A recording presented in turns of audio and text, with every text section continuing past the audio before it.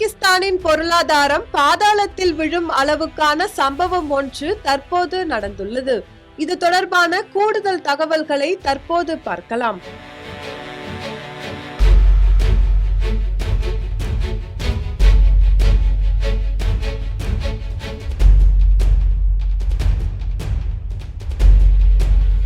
பாகிஸ்தானின் தென்மேற்கு பகுதியில் உள்ள பலுசிஸ்தான் மாகாணத்தை தனி நாடாக அறிவிக்க வேண்டும் என்று அப்பகுதி மக்கள் நீண்ட காலமாக போராடி வருகின்றனர். சுதந்திரம் பெற்ற காலத்தில் இருந்து வலுக்கட்டாயமாக பாகிஸ்தானுடன் பலுசிஸ்தான் இணைக்கப்பட்டதாக பலூச் போராட்டக்காரர்கள் கூறி வருகின்றனர். இப்பகுதி உலகின் மிக வளமிக்க இயற்கை எரிவாயு, தங்கம் மற்றும் செம்பு சுரங்கங்களை கொண்டிருந்தாலும் பலூச் மக்கள் வறுமையிலும் பின்தங்கிய நிலையிலும் வாழ்வதே இந்த போராட்டத்தின் முக்கிய காரணமாக உள்ளது.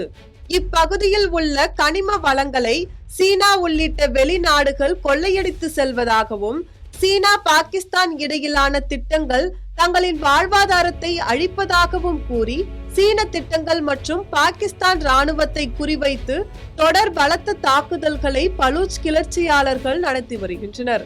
பலூச் கிளர்ச்சியாளர்களின் போராட்டம் நாளுக்கு நாள் தீவிரமடைந்து வரும் நிலையில் பலுசிஸ்தான் மாகாணத்தில் உள்ள சைந்த செம்பு மற்றும் தங்க சுரங்க திட்டத்தில் இருந்து சீனா வெளியேறும் அபாயம் ஏற்பட்டுள்ளது.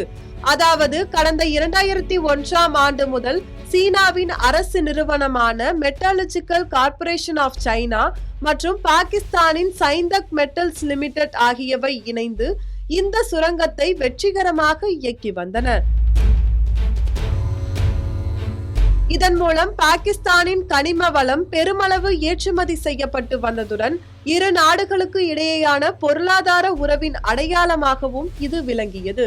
ஆனால் சமீப காலமாக இப்பகுதியில் பலூச் கிளர்ச்சியாளர்களின் தாக்குதல்கள் அதிகரித்து சீனா பாகிஸ்தான் பொருளாதார திட்டங்களும் சீன பணியாளர்களும் கடுமையான பாதுகாப்பு அச்சுறுத்தல்களை எதிர்கொண்டனர்.